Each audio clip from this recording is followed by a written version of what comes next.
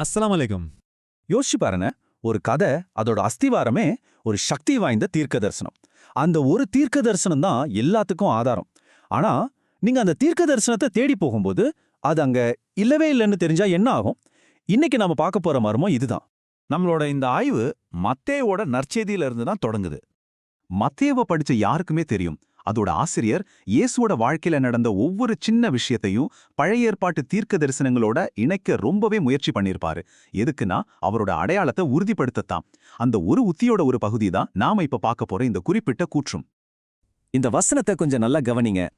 இயேசு நாசரேத்ல வாழ்ந்ததுக்கு காரணம் அவர் நசரேயன் என அழைக்கப்படுவார்னு தீர்க்கதரிசிகள் சொன்னதை நிறைவேற்றத்தான் அப்படின்னு ரொம்ப தெளிவா சொல்லுது.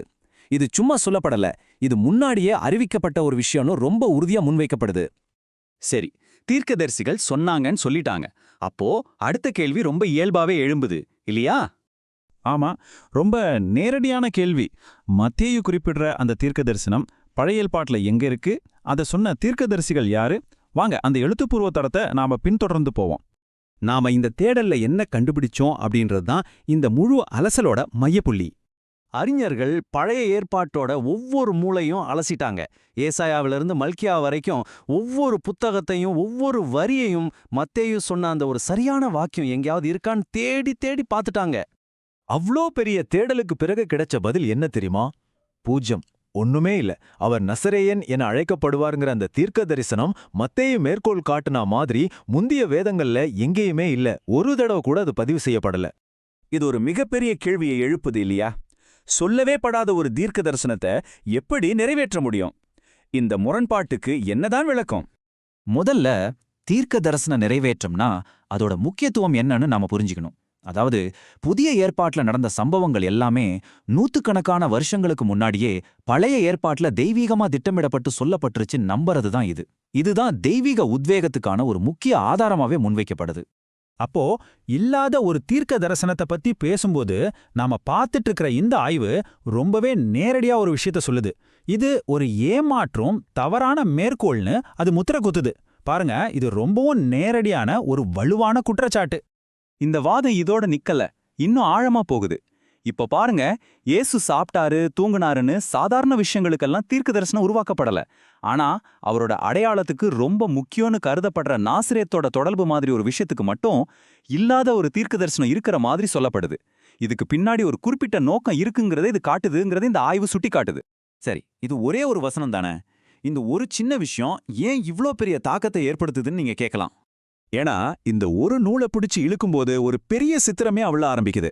இது பைபிள்ல சொல்லப்பட்ட மத்த தீர்க்க தரிசன நிறைவேற்றங்களோட நம்பகத்தன்மையே கேள்விக்குள்ளாக்குது. தீர்க்க தரிசனத்தை அடிப்படையா வச்சு சொல்லப்படுற அந்த தெய்வீக உத்வேகம்ங்கிற வாதத்தையே இது பலவீனப்படுத்துது. அது மட்டும் இல்லாம நற்செய்தி ஆசிரியர்கள் உண்மையிலே நடந்ததை பதிவு செஞ்சாங்களா, இல்ல அவங்களோட ஒரு குறிப்பிட்ட கருத்துக்கு ஏத்த மாதிரி ஒரு கதையை உருவாக்குனாங்களாங்கிற ஒரு சங்கடமான கேள்வியையும் இது எழுப்புது. கடைசியா இது நம்ம எல்லாரையும் சிந்திக்க வைக்கிற ஒரு கேள்வியோட விட்டுட்டு போகுது. ஒரு நம்பிக்கையோட அஸ்திவாரமே ஒரு தீர்க்க தரிசன நிறைவேற்றம். ஆனா அந்த தீர்க்க தரிசனமே சொல்லப்படாத வார்த்தைகள் மேல கட்டப்பட்டிருந்தா அது அந்த அஸ்திவாரத்தோட மீதமுள்ள பகுதியை பத்தி நமக்கு என்ன சொல்லுது? வஸ்ஸலாமு அலைக்கும். அஸ்ஸலாமு அலைக்கும். அன்புள்ள சகோதரர்களே, சகோதரிகளே, இது வாதத்துக்காக அல்ல, அவமதிப்பதற்காக அல்ல, உண்மையை தேடுகிற மனங்களுக்கு ஒரு சிந்தனை அழைப்பு மட்டுமே. இன்று நாம் பார்க்கப் போகும் விஷயம் பைபிளில் உள்ள ஒரு மிக முக்கியமான கூற்று. மத்தேயு எழுதிய நற்செய்தி அதிகாரம் 2 வசனம் 23. அவன் நாசரேத்து என்ற நகரத்தில் குடியிருந்தான். தீர்க்கதரிசிகள் சொல்லியது போல் அவன் நசரேயன் என்று அழைக்கப்படுவான். இதை வாசிக்கும்போது உடனே ஒரு கேள்வி வர வேண்டும். எந்த தீர்க்கதரிசி? எங்கே? எந்த வசனத்தில்? அன்புள்ள சகோதரர்களே, பழைய ஏற்பாட்டை முழுவதும் ஆதியாகமம் முதல் மலாக்கி வரை கவனமாக தேடினால் மெசியா நசரேயன் என்று அழைக்கப்படுவார் என்று சொல்லும் ஒரே ஒரு தீர்க்கதரிசனமும் இல்லை. இது ஒரு சிறிய விஷயம் போல் தோன்றலாம். ஆனால் தீர்க்கதரிசன நிறைவேற்றமே இந்த வேதாகமம் தேவனிடமிருந்து வந்தது என்பதற்கான அடிப்படை ஆதாரம் என்று சொல்லப்படுகிறதே. அப்படியானால் அந்த தீர்க்க தரிசனம் உண்மையில் இருக்க வேண்டாமா? மத்தேயு என்ன சொல்கிறார் பாருங்கள். தீர்க்கதரிசிகள் சொல்லியது போல் ஒருவர் அல்ல, பலர் அல்ல, ஆனால் உண்மையில் ஒருவர் கூட இல்லை. இது ஒரு தவறா அல்லது நினைவு பிழையா? இல்லை சகோதரர்களே, இது பின்னாலே பொருத்தப்பட்ட ஒரு கூற்று. ஏன் இப்படி சொல்கிறேன்? ஏனென்றால் இயேசு நாசரேத்தில் வாழ்ந்தார் என்பதற்காக அதற்கு ஏதாவது ஒரு தீர்க்கதரிசன முத்திரை தேவைப்பட்டது. அதனால் தீர்க்கதரிசிகள் சொன்னார்கள் என்று எழுதப்பட்டுவிட்டது. ஆனால் உண்மை என்ன? எழுதப்பட்ட இடமே இல்லை. இங்கே இன்னொரு விஷயத்தை கவனியுங்கள். இயேசு தூங்கினார், எழுந்தார், சாப்பிட்டார், ஓய்வெடுத்தார். இதற்கெல்லாம் மத்தேயு தீர்க்கதரிசனம் உருவாக்கவில்லை. ஏன்? ஏனென்றால் அது அசிங்கமாக தெரிந்திருக்கும்.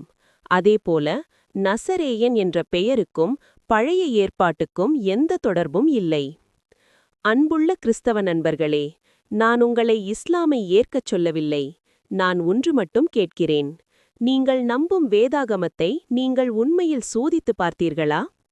ஒரு வசனம் இது தீர்க்கதரிசனம் நிறைவேறியது என்று சொன்னால் அந்த தீர்க்கதரிசனம் எங்கே இருக்கிறது என்று கேட்பது பாவமல்ல. அதுதான் நியாயமான விசுவாசம். குரான் சொல்கிறது, அவர்கள் சிந்திக்க மாட்டார்களா? நாங்களும் அதைத்தான் கேட்கிறோம். சிந்தியுங்கள், ஆராயுங்கள், உண்மையை பயப்படாமல் எதிர்கொள்ளுங்கள். உண்மை தேவனிடமிருந்தால் அது சோதனையை பயப்படாது. அல்லாஹ் உங்களையும் எங்களையும் உண்மையின் பாதையில் வழிநடத்துவானாக.